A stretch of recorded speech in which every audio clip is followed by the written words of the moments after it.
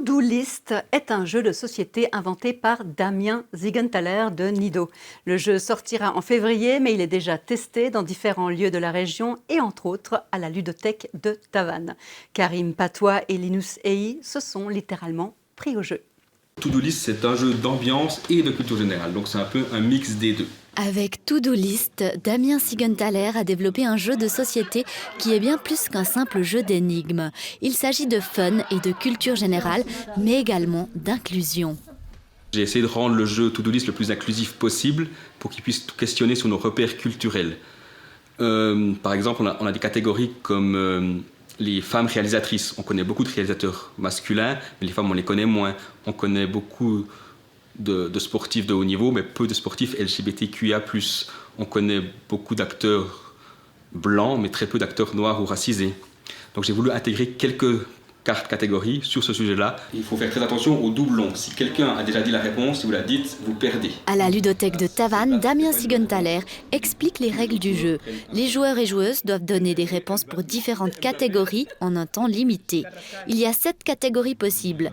Et pour chaque manche, c'est une application qui la détermine. Les règles s'apprennent facilement, mais le jeu est exigeant.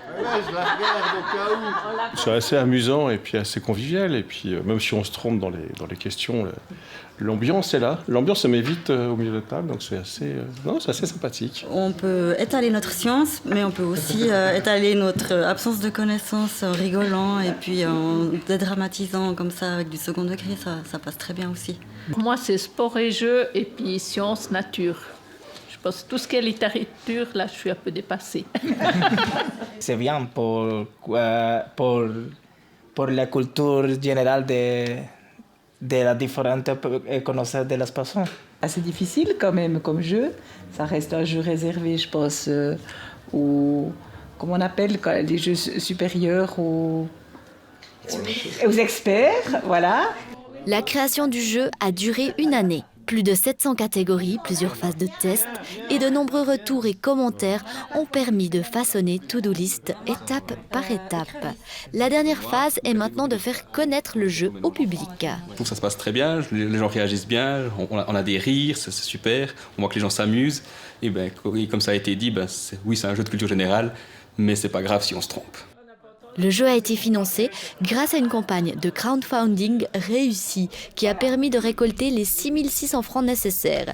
Il sera possible de le commander en ligne à partir du mois de février.